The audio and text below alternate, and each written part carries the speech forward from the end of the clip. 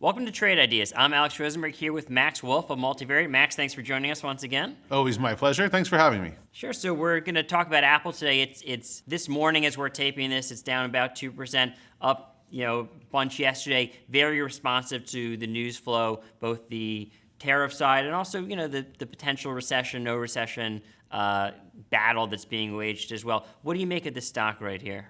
Yeah, so the stock has been a sort of good image of a lot of the market here. So it's actually become pretty volatile. If you look at the 52-week range, the low end's about $1.50 and high end is about $240. And for a nearly $1 trillion market cap behemoth like this, that's a lot of movement in a year, right? And it sort of tells the story, but it's a whole lot of movement that simmers off to a nice uptrend, a little bit like the market as well.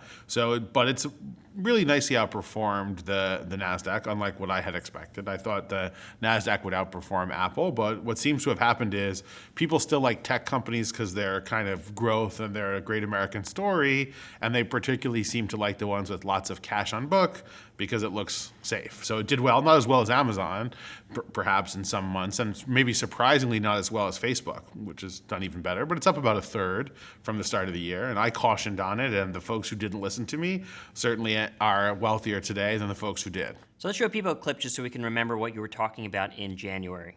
Buying tech up is about buying the future, right? It's about hope for tomorrow, and it's not a hope for tomorrow world, right? It's a world between people who think it was good enough a year ago and people who want to celebrate return to the 18th century. That's not a market that makes people hopeful and makes people love tech. And Apple has sort of clung to its premium pricing, and it's become a little bit less clear if they're delivering premium product. And I think that's causing some headwinds. And I think the immediate cause of the trouble they're right about, which is clearly this trade war issues are non-minor, particularly in the electronics world. They're still overly dependent on the smartphones. I think Apple's rough sideways sledding with a slight downward bias for 12 months here. And how far downward? Give me a percentage. You could easily get into the 120 handles here. I don't think you'd go a lot lower than that. You're starting to talk about a single-digit PE with tons of cash there. And Apple would only even go that low with the overall market. My guess is Apple, from today forward, will be about market perform. I don't think it's market outperform, and I don't have super high hopes for the market. So basically you were looking at the potential trade war, which has heated up, and indeed, sort of as you predicted, you're looking at potential competition and also the idea that they sell this luxury product, sort of nowhere to go but down. Not to put you on the spot, but if something went wrong in that thesis, what would you say it was? Yeah, so it definitely went wrong on the thesis. The thesis was wrong, so that's a pretty big hair in the ointment, as they say. I don't think any of the analysis was incorrect. I think it all kind of worked itself out. But the multiple expanded, and they did less bad, and that was enough to get the market excited. I mean, I think the truth is that their iPhone releases are exciting to a very small number of institutionalized people now. So I was worried that it would lose its heft. It did.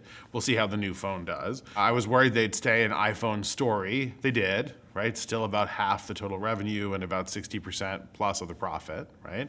I was a little bit worried they'd get caught up in the trade war. And until quite recently, when the president sort of lost the game of chicken he set up on the tariffs, it looked like they would. I had failed to anticipate that the PlayStation 3 and the iPhone 10 would be national security sensitive, the way the president determined, for the Christmas holiday. So, obviously I have a neophyte's understanding of national security, so I missed that. That was a big flop on my part.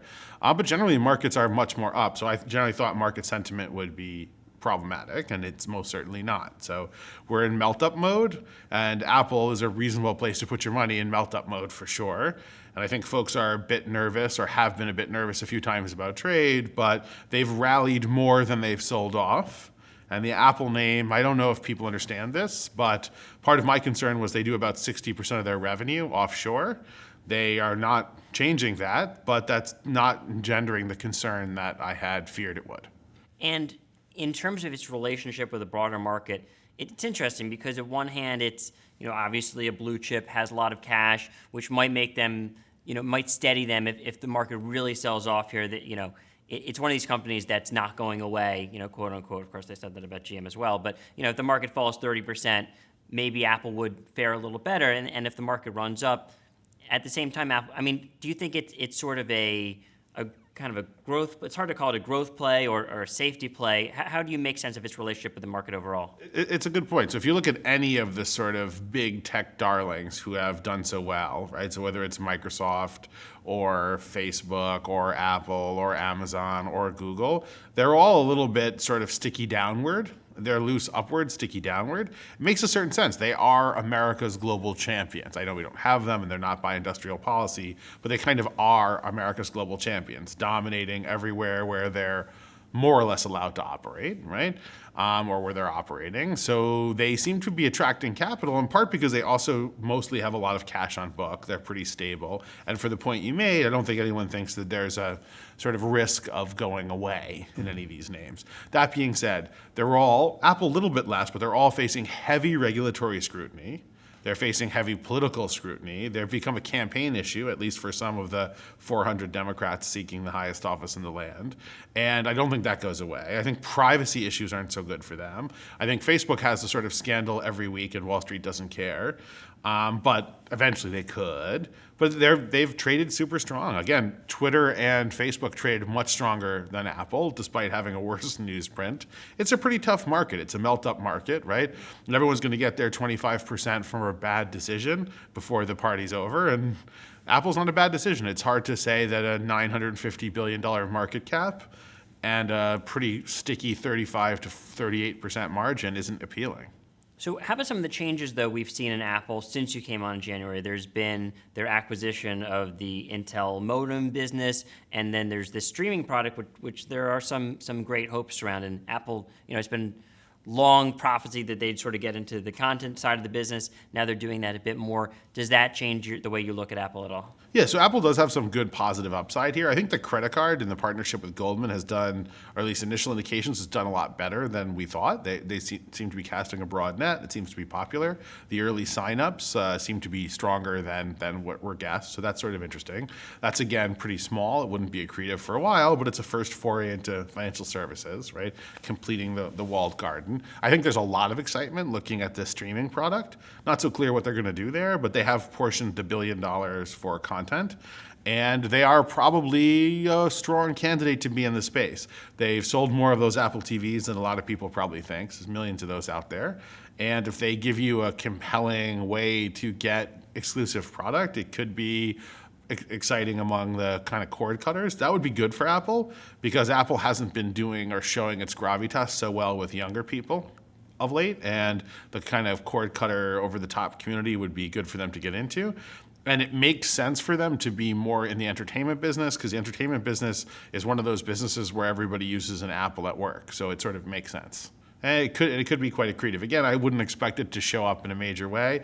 You're talking still about a company that does, plus $270 billion a year in sales. But it could be a nice long-term tailwind. And if you want to be bullish on the service group, that would be one of the places I would spend time looking. So to put you on the spot here, if you were going to initiate a trade on Apple today, would you go long or short? How would you play it? I'd watch it a little bit here, but I still think everything I was worried about with Apple is actually coming true, more or less the way we thought it would, other than, of course, the all-important share price.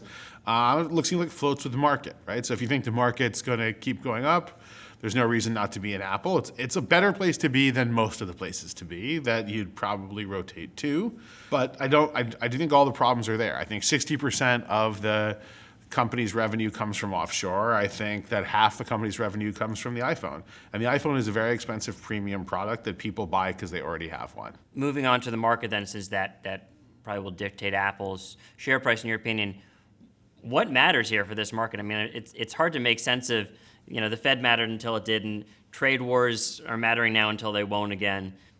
How do you, not even where will we end the year, but what will determine where we end the year? Yeah, so I think we're caught in this sort of protracted moment where it is true that corporate taxes are low.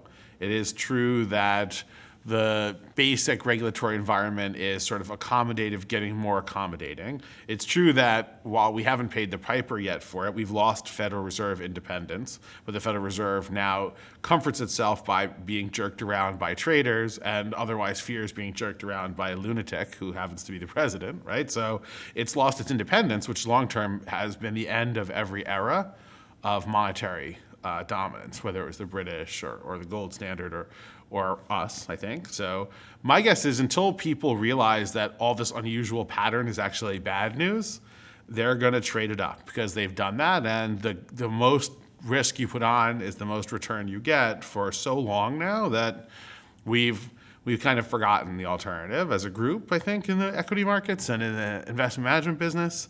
I'll give an example, which is we're now debating whether the Federal Reserve can do 2 or 3 25 basis point cuts and literally repeal the business cycle 11 years into an expansion.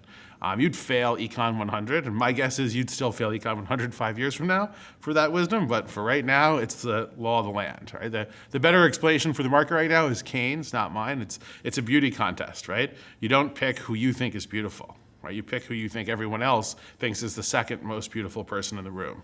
From an asset allocation perspective, I mean, then it becomes a very tough question of where you keep your money. I mean, if you're worried about the short term, maybe you just stay normal, stay nimble, I guess. But if from a long term perspective, I mean, how do you make sense of that? So we like long term secular trends that we don't think will be much moved around by the business cycle, right? So one we've talked about with you and your fine colleagues on a number of occasions. We like the European rearmament trade. We think that makes sense. We like growing nationalism, right? I think one of the most successful exports of the Trump administration will be hostility to foreigners and narrow self-interest in economic policy. And that does seem to be spreading well. That has implications, right? Maybe not for national security sensitive items like the PlayStation 3, but for other items, it can, right? And we also we tend to think that the business cycle has not been repealed. So we want to stay away from lots of directional risk and we want secular trends, right? Do actually think there's probably going to be upward price pressure because of the climate and some climate change related issues and also some free trade related issues in soft foodstuffs. And we're starting to look into that as an area where we think there's going to be a little bit of a stressing to the global supply chain, and there's probably some upside there. As soft commodities don't tend to get a lot of investor attention, but we know them as sustenance for the human race. And as narrow-minded, narcissistic humans, eating every day remains a top priority of many of the world's citizens. So we think that's sort of a winner, and that isn't, you don't wake up in the morning and say, oh, shucks, I'll just do the 400 calories today because, the economy's soft. So we like that too, less cyclical exposure. So food versus PlayStation, maybe you see food as slightly more important for obviously for not. security. So I don't want to make the same mistake twice, right? Hand on the stove once, hand on the stove twice. It's two different personalities. But obviously, no. Obviously, that's not important. But I used to think it was. Okay. Max, well, thanks so much for joining us here on Trade Ideas.